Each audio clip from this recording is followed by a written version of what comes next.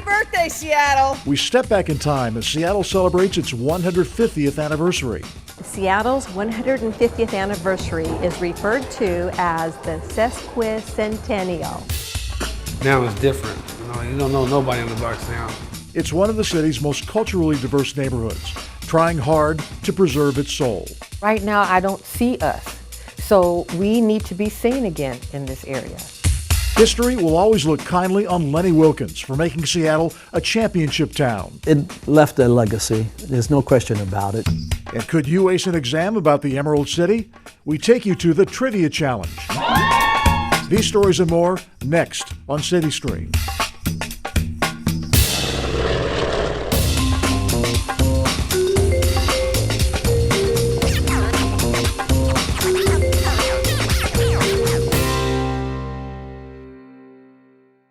Hello, I'm Dennis Bounds, and welcome to a special City Stream celebrating Seattle's Sesquicentennial. Happy 150th anniversary. From a wilderness camp to gold rush fever. From a World's Fair to a world-class destination, Seattle has come a long way in 150 years. During that time, a lot of photos, documents, and treasures have accumulated, and the Seattle Municipal Archives is responsible for all of them. In honor of the city's sesquicentennial, archivists have combed through the collection and picked specific items to share with the world.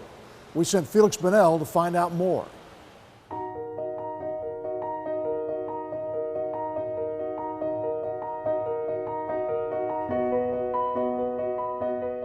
Yeah, and the city itself has been kind of quiet about it. I mean, we all think it's a big deal. It's good that Anne Frantilla thinks it's a big deal that Seattle incorporated as a city in 1869. Seattle is a century and a half old, and the Municipal Archives, which were only created in the 1980s, is responsible for taking care of 15 decades worth of priceless materials. But these aren't just a bunch of musty old papers that never see the light of day. In these priceless photos and documents are the hidden backstories of Seattle's streets, neighborhoods, and people. This is the cemetery. Yep, plat of old cemetery. Jean Fisher works in the archives. And down here it says vacated July 10th, 1884. An old ledger and map are the only record of 400 burials in Seattle's first cemetery, which later became its first park.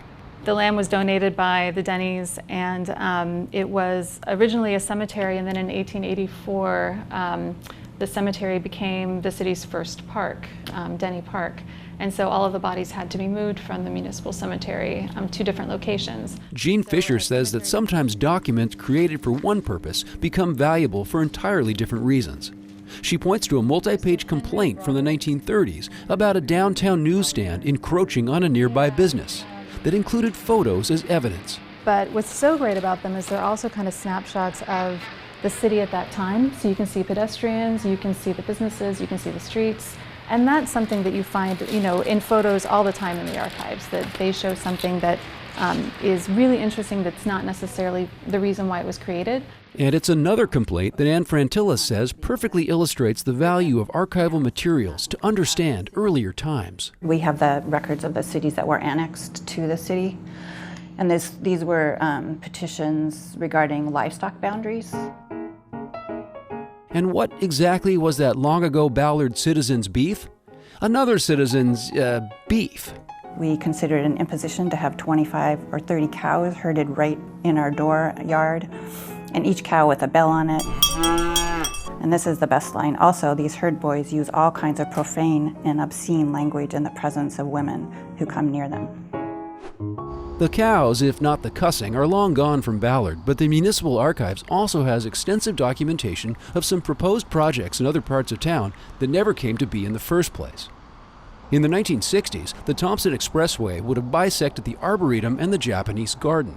The Archives has what can only be called beautiful artist renderings of what it might have looked like to have a freeway running right through this iconic, tranquil spot.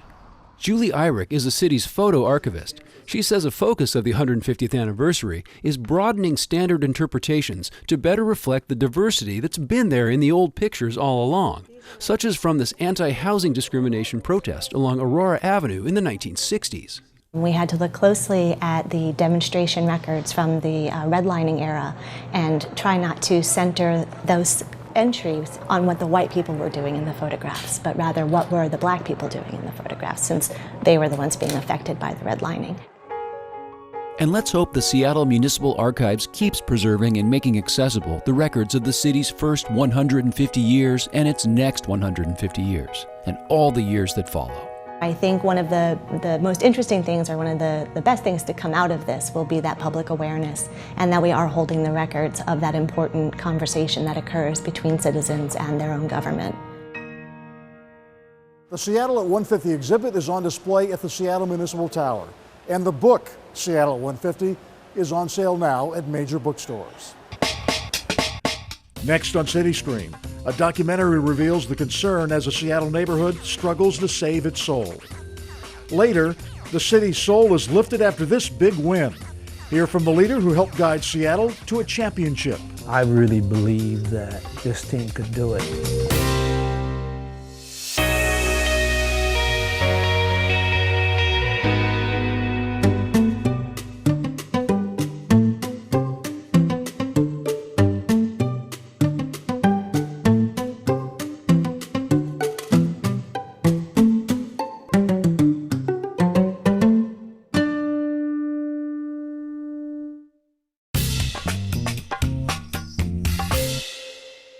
And welcome back from the Seattle Channel studios. It stood for 65 years and helped Seattle motor into the modern age. Despite its drab exterior, the Alaskan Way Viaduct was beloved for these breathtaking views. But as sturdy as it was no match for the 2001 Nisqually earthquake, and the viaduct's compromised span had to go. It shut down for good in January 2019, and within months, it was gone, transforming Seattle's waterfront forever. Let's go back in time to see how it all came about.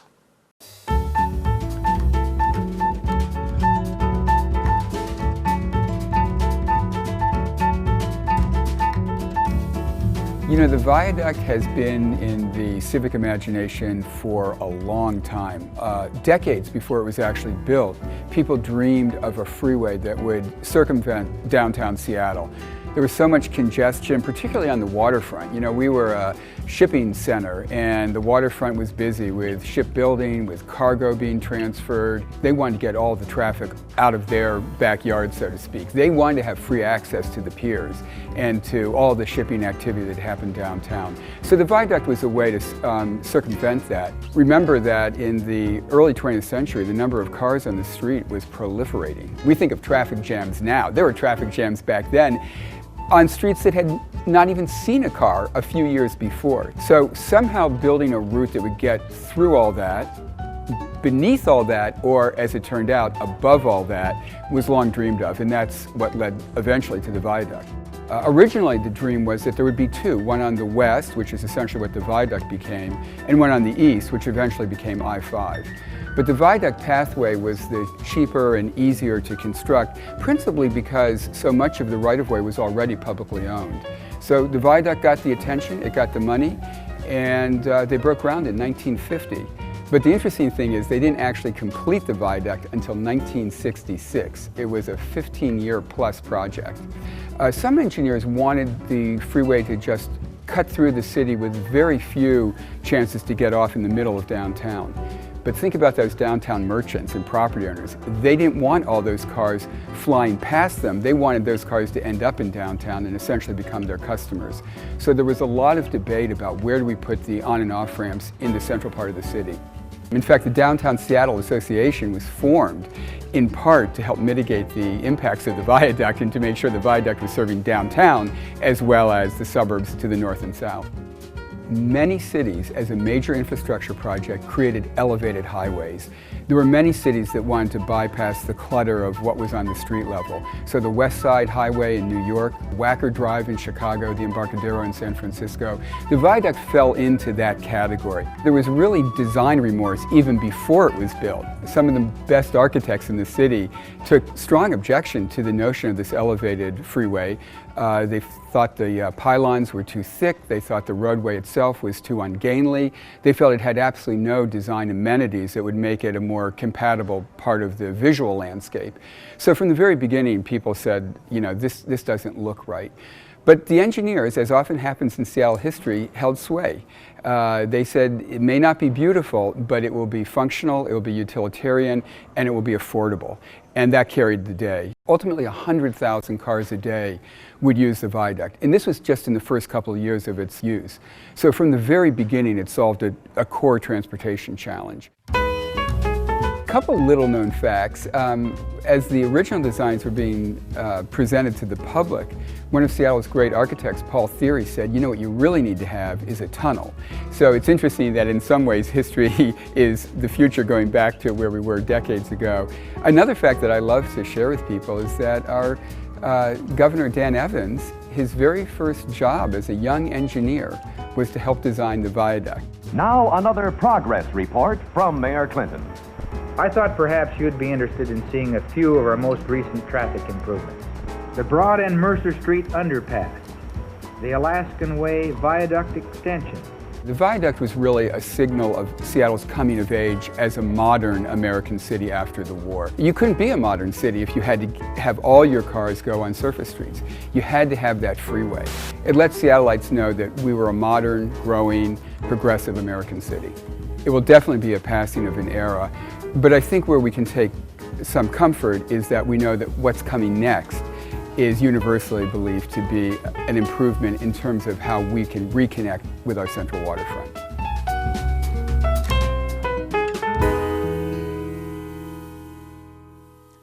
One man who knew the viaduct better than most is Ed McNaughton. For years, he lived about 40 feet from his noisy neighbor. But that was then. Things are much different now. My view? So I like it. It's all right. I got some pot water and then concrete. And then out of every window I see is concrete. Concrete, that's all you see right here. Concrete there, concrete, concrete, concrete, concrete, concrete. Live life with the viaduct. It's loud. You know, you can hear it now, but you get used to it after so many years. At first, you couldn't stand it. And then the sirens, cars in the morning, get used to all that. You see the traffic stopping. You see all the wrecks that are down this way because they stopped this way. See, I'm from New York City, too. I just lived with it because it was good to be living here, you know? 4 o'clock, 5 o'clock, they'll be bumper to bumper. And you see all the people you can wave to them. Hey, slow down. And if I had a big long stick, I could probably sell coffee. When they close it down, come on, we're gonna have a killer view. That's for damn sure. Yeah, the viaduct's gone. The view, the light, it's all changed. It's a different world. I can see the ballparks. I can't believe it. They're right there. We closed for the week. They were directly in front. They tried their best to mitigate the dust, but it was very dusty. Walk sign is on. Crossing Alaskan Way. Walk across the street and look at the city. You'll see buildings. You've been there forever. You didn't even know you were there. It definitely changes the perspective from this side of the waterfront, looking back towards the city. I don't know if it's mental, but there seemed to be sort of a block there before. Just this fuzzy gray area you can't see through. We're right next to the waterfront now, instead of the other side underneath the viaduct. It's brought the city together. It's a new city. Another historic neighborhood undergoing dramatic change is Seattle's Central District. Gentrification has altered the area's economic and social fabric, and many African Americans still living there believe the Central District is losing its soul. Enrique Cerna has more from the neighborhood. 23rd and Union, the heart of the Central District. Like much of Seattle, it is no longer what it used to be. Now it's different. You don't know nobody on the blocks now. Earl Lancaster grew up in the CD. Through the window of his barbershop on Union, Earl's Cuts and Styles, he watches as it continues to change. He sees construction going on across the street. New apartments and businesses have gentrified the neighborhood, driving up property values and taxes. A lot of families moved out the neighborhood and out south where they can afford. It bothers Earl that most newcomers are unaware of the Central District's significant African American history. Its memorable businesses such as Helen's Diner and owner Helen Coleman, whose soul food was so good that celebrities like comedian Richard Pryor had to have it when he came to town. Smothered pork chops, greens, yams, macaroni and cheese, and her peach cobbler was the bomb. But most troubling for longtime residents is that the African American community, once a large majority in the Central District, has declined dramatically to a mere 14% of the population here.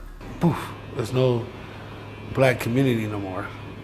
It is a great sense of loss. The sense of community goes away, but also the sense of economic and political power goes away.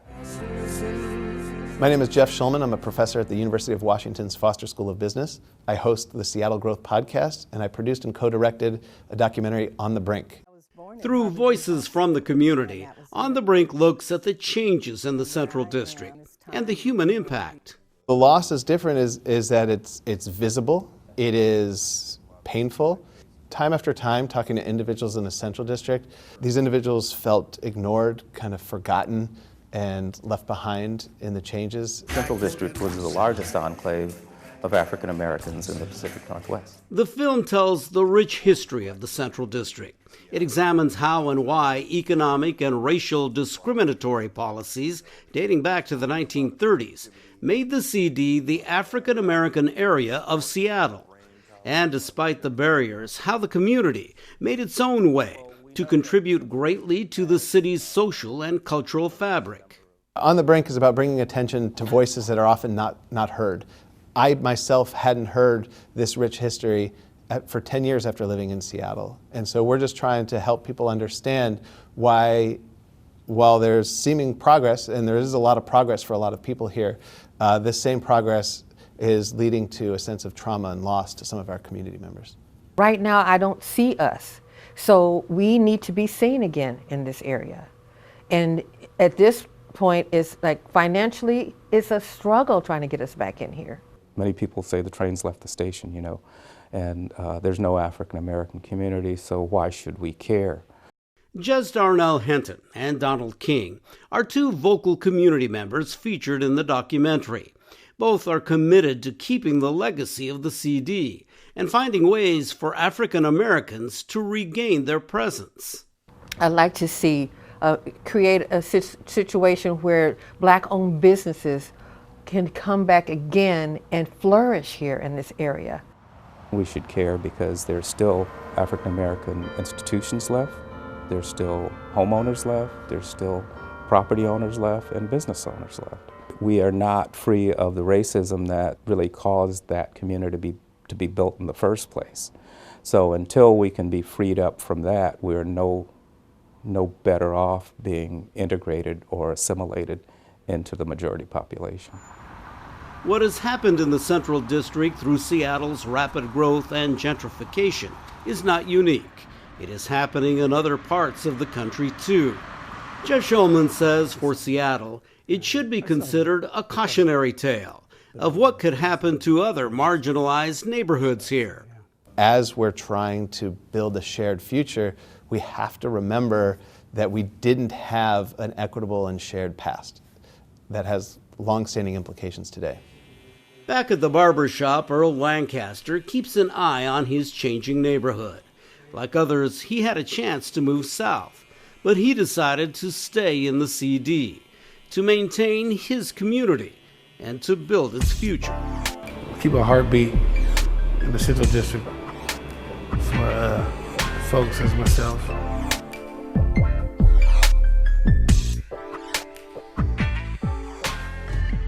If you'd like to learn more about the documentary and upcoming screenings, go to onthebrinkmovie.com. As we look back on the city's history, one park helped the playmaker develop into a manufacturing giant. That's next on City Screen.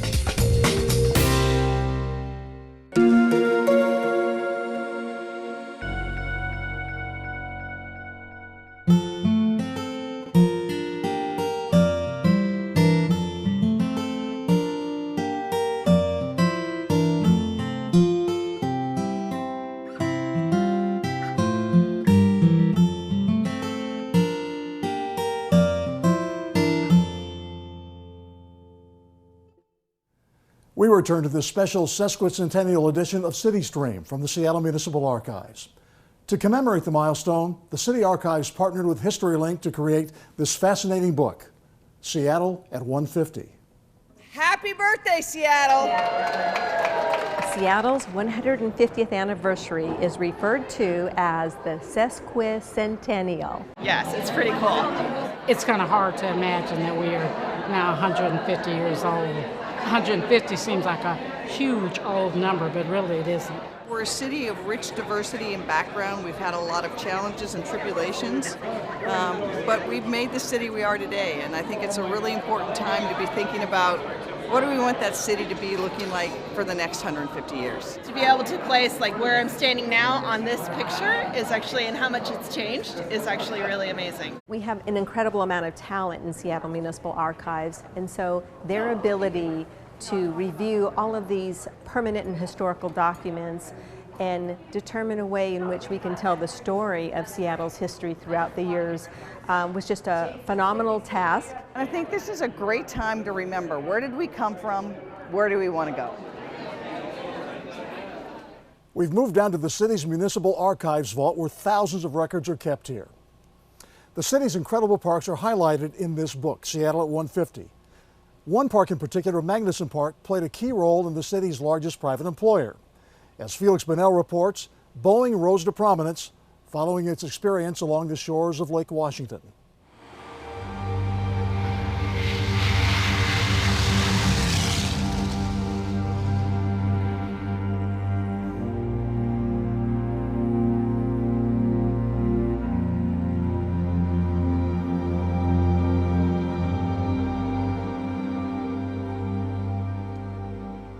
It's fairly well known that Seattle's Magnuson Park was once the site of a naval air station.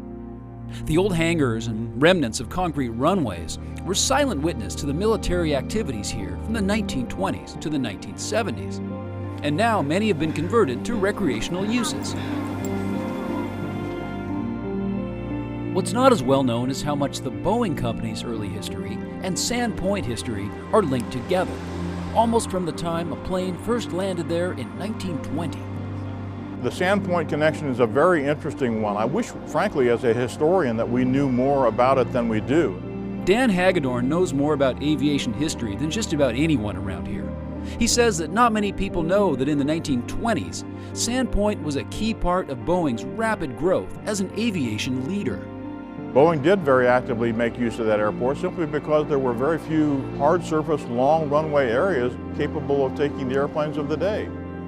Boeing historian Mike Lombardi says that, believe it or not, Sandpoint was where Boeing actually assembled some of its earliest aircraft. This was the site where Boeing delivered all of its first airplanes. And the very first commercial airplanes, the Model 40s, the planes were actually assembled right there out in the field. The Boeing mechanics who put together the company's own planes at Sandpoint also played a critical role in the famous, but mostly forgotten, Around the World flight that began on the shores of Lake Washington almost 100 years ago. In 1924, the United States Army had this goal to be the first to fly around the world. And Douglas Aircraft built the airplanes, the Douglas World Cruisers, to do that flight.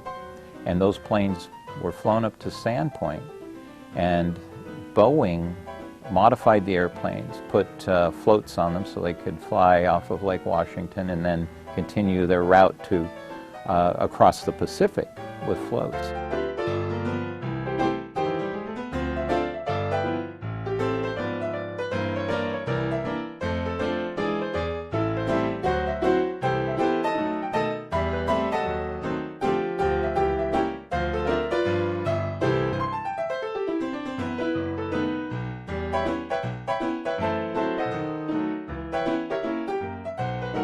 There was a monument created for that event, a big statue of an eagle, and was always prominent. Today, if you blink, you miss it.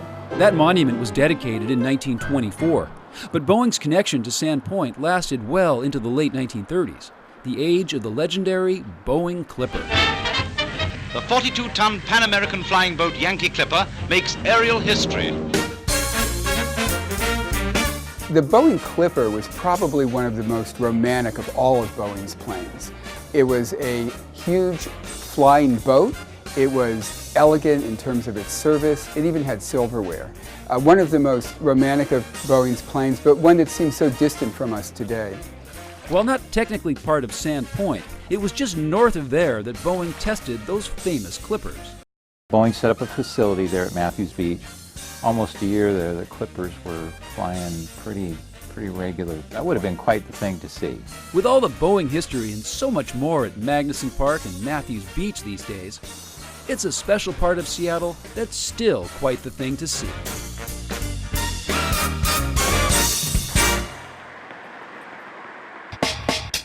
Next on City Stream, as Seattle celebrates 150 years, we honor those who inhabited these lands thousands of years prior.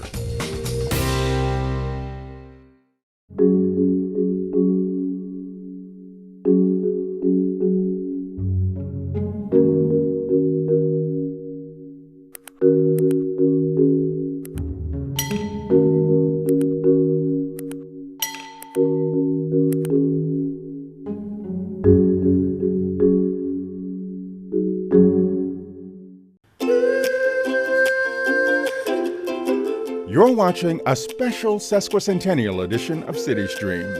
Seattle at 150. Hello, I'm Dennis Bounds. We are in Seattle City Hall next to this 72-foot art installation called Evolving Wing and the Gravity of Presence. Artist Eric Robertson, of First Nations descent, describes it as a visual journey about honor, connection, contradiction, and continuum. And as we commemorate the city's 150th anniversary, it's important to note that Seattle is on land that's been inhabited by Coast Salish people for thousands of years. In fact, the city is named after Chief Sealth, leader of the Duwamish and Suquamish tribes. One of his descendants is among those who shared important perspectives with producer Ian DeVere.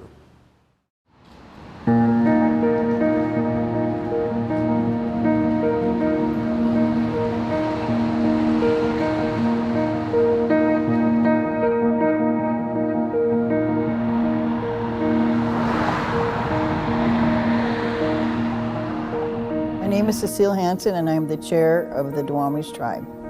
Our people are here, and we're all over the place. So I like to say to everybody, our people are here. The story of the Duwamish tribe is that they're the Aboriginal indigenous people of Seattle. I am the great niece of Chief Sealth.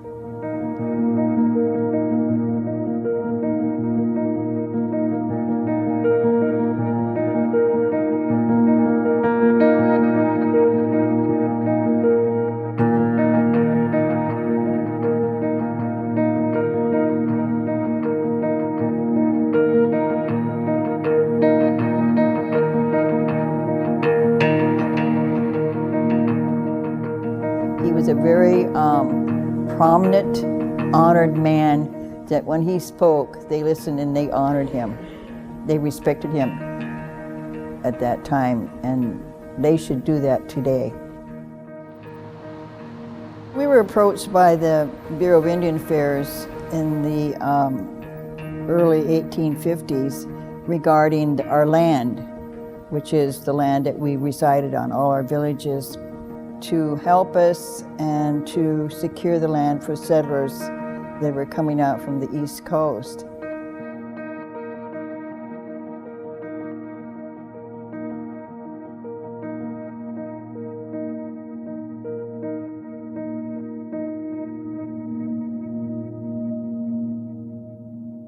Our leaders, in their wisdom, decided to agree to the agreement to give up our land, which was 54,000 acres. And then they promised us many things, which they did not fulfill those promises.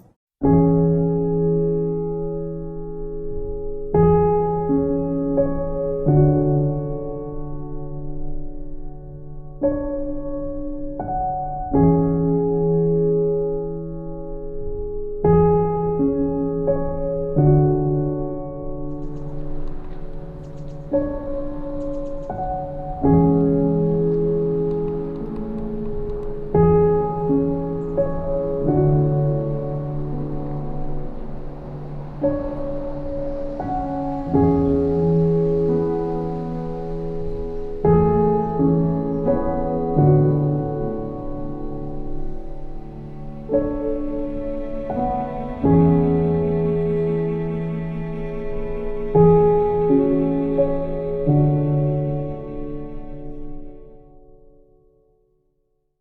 have been, for the last 40 years, trying to meet with every mayor of this city to pass a resolution saying, very simple, we support the Duwamish tribe of Seattle. For whatever reason, that meeting has not happened. The point is that we probably would have been acknowledged a long time ago if the federal government had given us a reservation or a piece of property. I'm very saddened that this city has a lot of homeless people. And I have told my tribal council, I said, if we were to get acknowledged and have that title back, we would do more for homeless people. That would be a priority for us. Because looking back, we were homeless too. Having given up 54,000 acres, and we now own 2/3 of an acre. We are very, very proud of what we're doing today with our Duwamish Cultural Center and to sharing our history, which comes from our chief. I think he has influenced me because I am a Duwamish, and I honored the way that he spoke the truth, and I believe in the truth of the history of Seattle. So that keeps me determined. I think the most encouraging thing that I've realized that a lot of people support the Duwamish tribe. It's amazing. This happened this last week that two teachers showed up and they shared these little cards, and they said, "Dear Chief Cecile Hansen," I'm not a chief, but that's what they said in all these cards. And it brought tears to my eyes, and they kept saying to me, "You keep fighting." I was so moved by that. It's all wonderful that they're celebrating 150 years, but I think that they should be celebrating back 164 years when the people were here, because they haven't done that, I believe. They haven't celebrated the Duwamish tribe, who gave up so much on behalf of this city. And Duwamish means the people on the inside. But we seem to be on the outside of what this is all about. The Duwamish people won federal recognition as a tribe in 2001, but a year later, that decision was reversed. In 2015, the tribe appealed, and today, that case is still pending before the Board of Indian Appeals.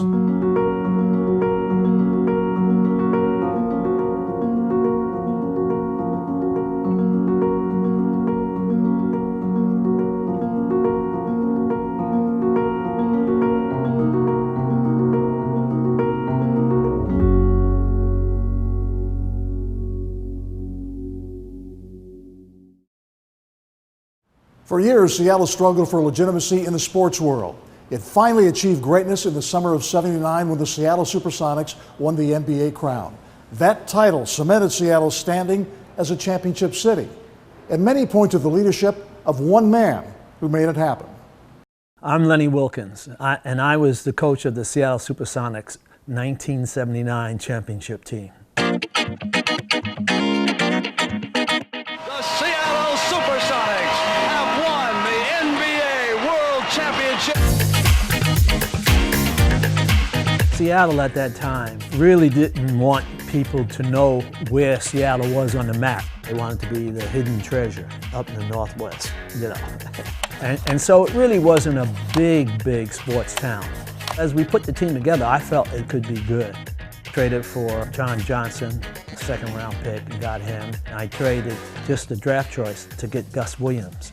Dennis I put in the starting lineup, and I put Lonnie in the lineup, and I moved Jack to center. Jack blossomed, and Fred came into his own, you know, and then to bring Paul off the bench, we were quicker. We were going to play a little up-tempo. You put Gus in the lineup, how can you not run? We didn't have all the superstars on the team, but yeah, our team was a fun team to watch. And, you know, we win a championship. When we came home at the airport, there were over 20,000 fans. I mean, where have you seen that? You know, it was amazing.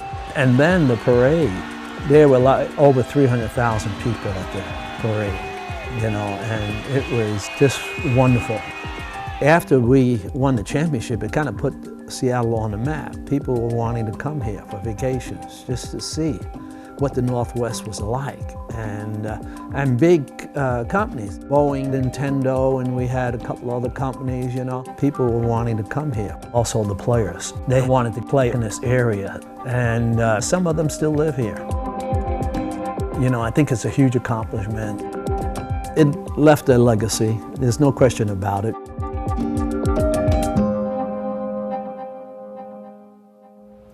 Of course, Seattle is not a one-championship town. In fact, the Sounders just won their second MLS Cup. Also winning championships, the Metropolitans, the Seahawks, the Storm, and the Seawolves.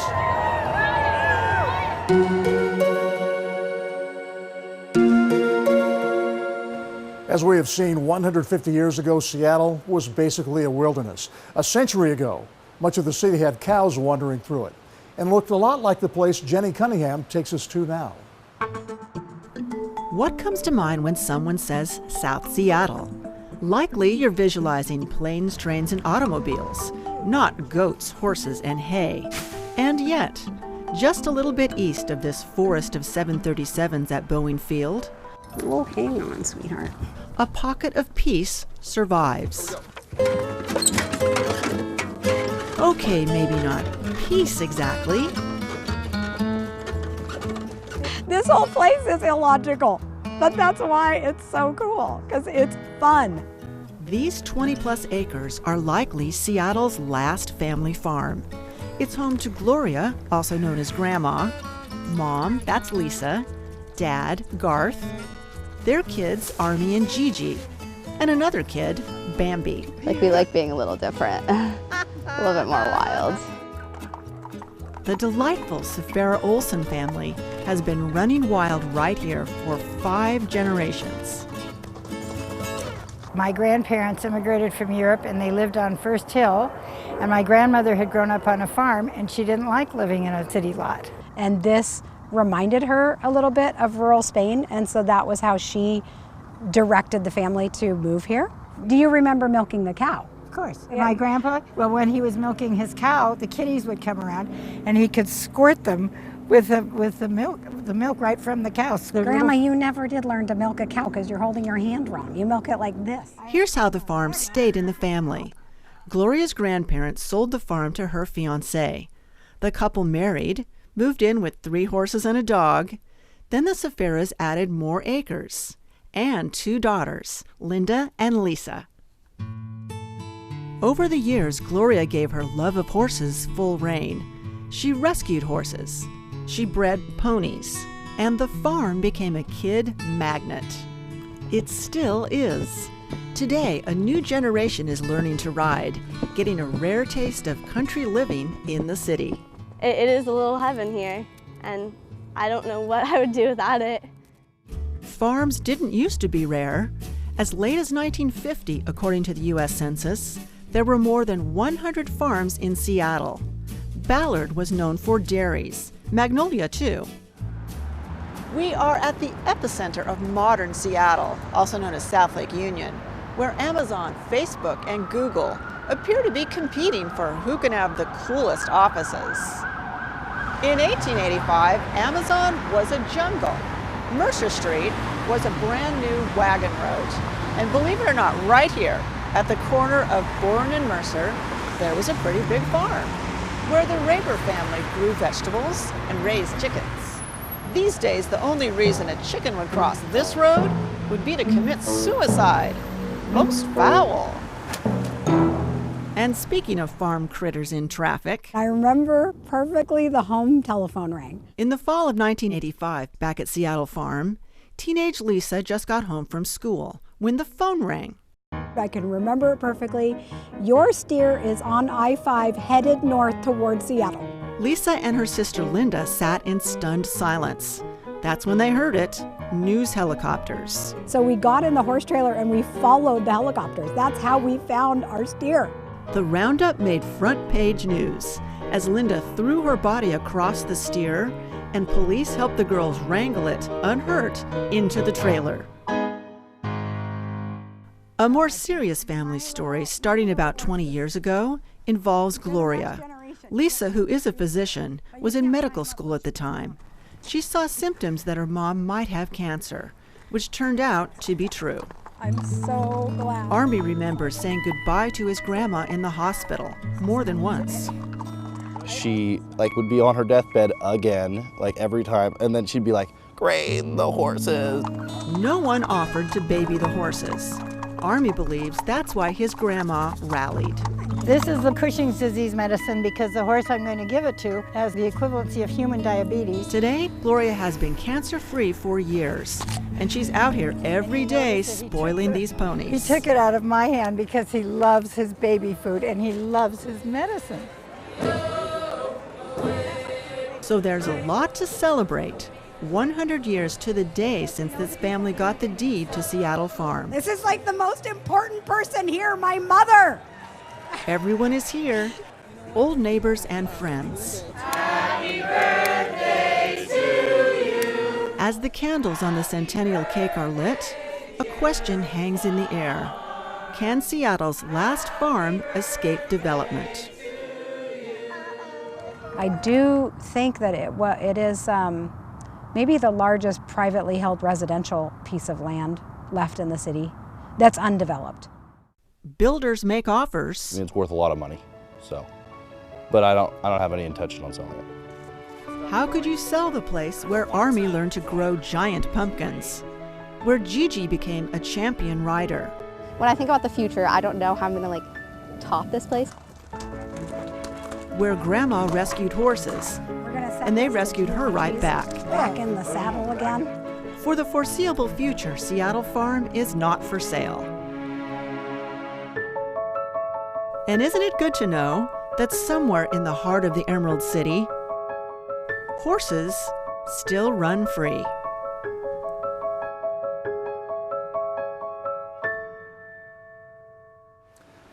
Before you hop in the car and head to Rainier Beach, you should know that the Seattle Farm is not usually open to the public. The owners wish it could be, but with horses wandering around, tractors and such, liability is simply too huge. So, circle the first Saturday in October. One day of the year, the public is welcome. Meantime, the welcome ad is always out at Seattle's oldest Chinese restaurant. Tai Tung has been serving customers in the Chinatown International District since 1935. And as Josephine Chang reports, not much has changed over the years. And that's the way customers like it. Head to one of the oldest blocks in Seattle's International District. Walk through these 80-something-year-old wooden doors. Hey there, how are you? You want some tea? You will see time standing still. You don't want to change? We don't want to change it.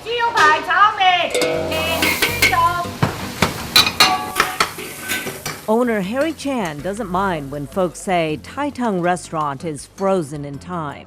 Same counter, cash register, even some of the same customers. We've been coming here for 50 years. I've been here for 54 years.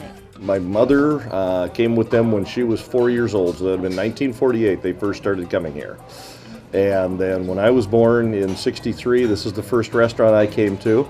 I brought my 2 children here, and we have now brought our grandson here. Oh my God. So 5 generations. Before the war, back in 1935, when Harry Chan's grandfather first opened Tai Tung, it was an instant hit, especially with single men, migrant workers from Asia, who used it as a hangout and a door of opportunity.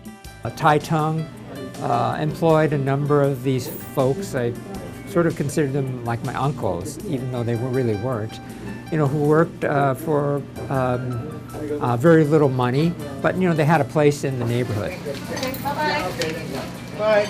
Like Eddie Moy, a lifelong Tai Tung waiter who no longer collects a paycheck, but can't help occasionally still helping out. Tai Tung, everybody know me up there. Everybody looking, everybody know me. Back when Eddie started, Chinatown had many Everybody Knows Me restaurants. But few became a magnet for celebrities. Sports stars, billionaires, politicians, and celebrity chefs all helped over the years to make Tai Tung a tourist draw. Some customers come in who really only want one particular table, this one. That's because of who used to claim this as his spot. It's now the stuff of Seattle legend, how martial arts star Bruce Lee often plunked down here, had a curtain shielding his table after he became famous, and always ordered the usual. Of course, his favorite dishes is oyster sauce beef with rice. Oyster sauce beef with rice. Yeah. That was his favorite. That's his favorite dish. You know, if he come by himself, that's all he eat. 佢一嚟我哋開佢啦，佢一睇見我哋樣，我指人我，Eddie 好，我哋一齊，我就俾學校人我揾呢佢啊。From the beginning, Tai Tung offered Chinese American food, like chop suey. Well, chop suey is a term that actually refers to a mixture of different ingredients. The chop suey era also featured a bold, distinctive look. All these restaurants had neon signs, and they were part of the era, the neon sign era of the 50s and 60s, and when they're out there, they really were the best advertisement for this Chinese chop suey meal that you could get. In the late 60s, Tai Tung underwent its first and only major remodel, which sent its landmark neon sign to the trash heap. A move Harry regrets and now has the power to reverse. We have a lot of customers, you know, they want to see the side, the old side. So that way the side can bring back the history and the memory of the good time that they have here. So in late 2017, Harry had the old sign recreated and proudly rehung. Oh, I love it. I saw it when I came in today. I thought, my goodness, I haven't seen that in, you know, I like to say centuries, but... So while the International District is changing and modernizing, as long as Harry is in charge, I'm a young man. Tai Tung never will. And I have a lot of customers tell us, don't change it. Tradition is important, I think. It gives people a sense of place, a sense of identity. When they come to Tai Tung, they know this is Tai Tung.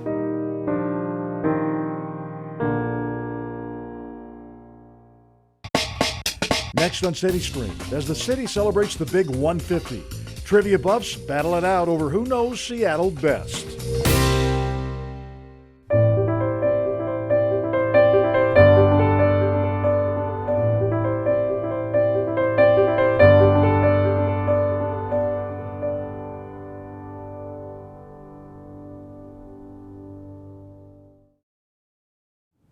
So you think you know Seattle? Could you ace an exam on the Emerald City? Dozens of Seattleites put their history skills to the test to celebrate the city's Sesquicentennial. Brian Callanan reports from Trivia Night. The Fremont Dock Sports Bar and Grill may not look like a civics classroom. Alrighty, so who's ready to get started with some Seattle trivia? But on a loud October night, this crowd is learning plenty. I wish there was more multiple choice. Sia Shonk is one of 4 dozen contestants at a trivia night, celebrating the 150th anniversary of the incorporation of the city of Seattle. The correct answer is Denny. Oops, Sia missed that one. The family name of the group credited as Seattle's first non-indigenous settlers. We live on Denny Street, and we didn't get that one right. And the questions did not get any easier. Between the two of us, we have something, but it's pretty tough. This trivia night also marked the debut of a new book, Seattle at 150, the Seattle Municipal Archives and History Link project that's drawing rave reviews. City archivist Ann Frantilla says the 256-page book of 150 photos or documents from the archives tells the story of a constantly developing city. What type of building once stood where the park is now located. Some of these questions were a challenge, even for longtime city employees. But, as City Clerk Monica Simmons explains, that's all part of the fun. A lot of people know a lot about Seattle, but wanted to dig a little deeper and make sure they really understood their community. From public figures to public works. Anyone who hadn't polished up on their Emerald City history was history. And we did our homework, we came prepared. City Council Legislative Assistant Shayna Deitch of the Vegan Cannibals team says this event is all about bringing a sense of civic pride outside council chambers and into the neighborhoods where it belongs. I'm just really excited for us to be out in City Hall and to be with our constituents. Welcome to District 4. Councilmember Abel Pacheco sponsored the Sesquicentennial Trivia Night, and the city's youngest council member says he's here to celebrate Seattle's past and future. It's an exciting time to be here, so I'm looking forward to the next 150. All right, cool. I'll be a little more bright. Yeah, right. The winner of the trivia contest gets their own free copy of this collection of stories about Seattle's history. So you better make sure your answers are by the book. Pencil this one in if you think you know it. Name one of the two other uses of Seattle's original City Hall, built in 1882. So a lot can change here with this final question. If you answered fire engine house or jail, you might be able to challenge the champs next time. Rachel Price, Tobin Eckholt, and Ben Wilson, otherwise known as Team Sesquicentennial. I've been in Seattle for 20-some years, so I guess some knowledge accumulated during that time, and we just kind of put our heads together and found a win. Okay, final question. Does the intense study of a century and a half of municipal history lead to feelings of intense thirst? Please conduct any research on this matter responsibly. But do raise a glass to toast a city celebrating 150 years of colorful history. Happy birthday, Seattle.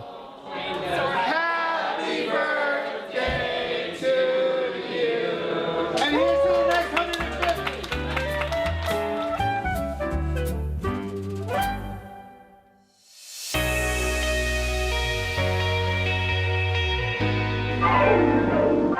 Everybody's planning to see Seattle's spectacular $100 million World's Fair. So pack up your troubles and forget your cares.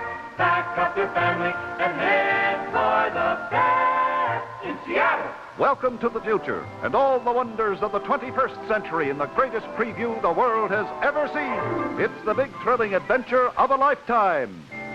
Opening April 21st to October 21st in Seattle. During the past hour, we have examined Seattle's remarkable history, its culture, character, and cuisine. And we end with one final C, community. For half a century, Sunset Bowl was a popular Ballard hangout. Even though it closed in 2008, many have fond memories of this lively place where everyone felt welcome, connected, and embraced by community.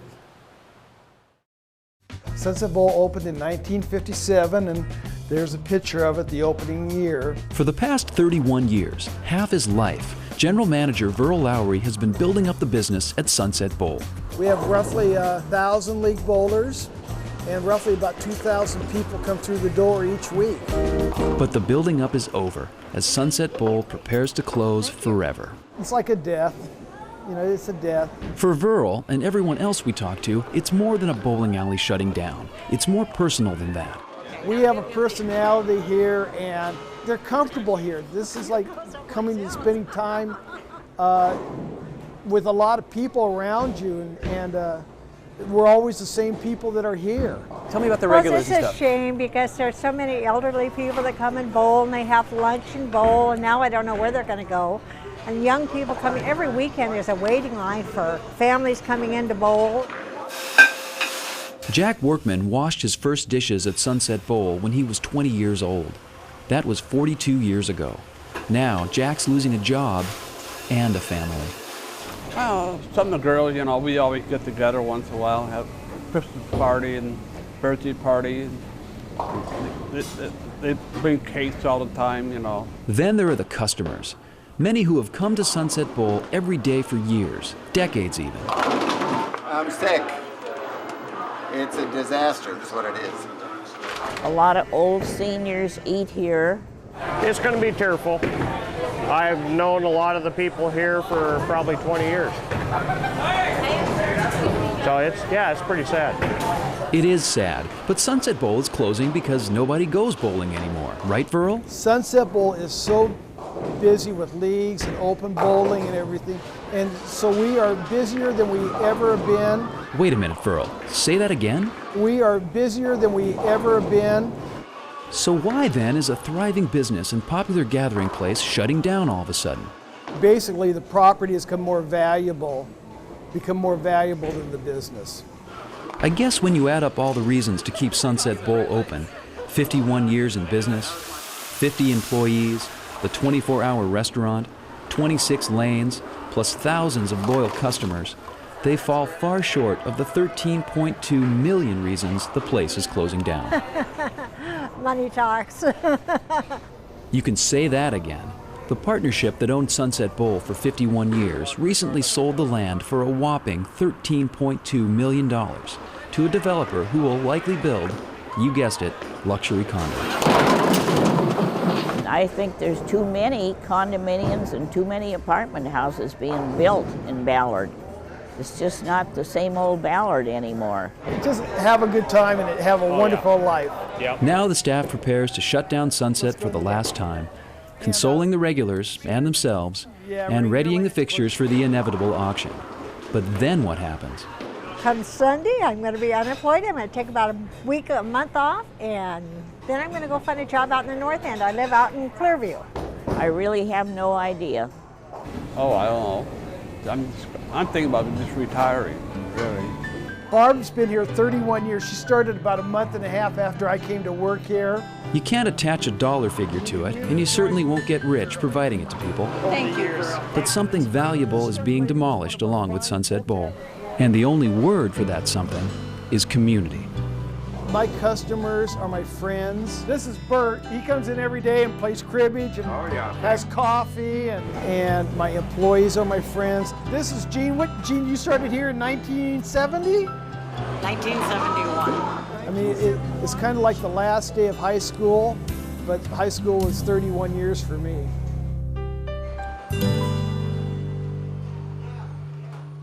And that wraps up this special episode of Cities Ring from Seattle City Hall.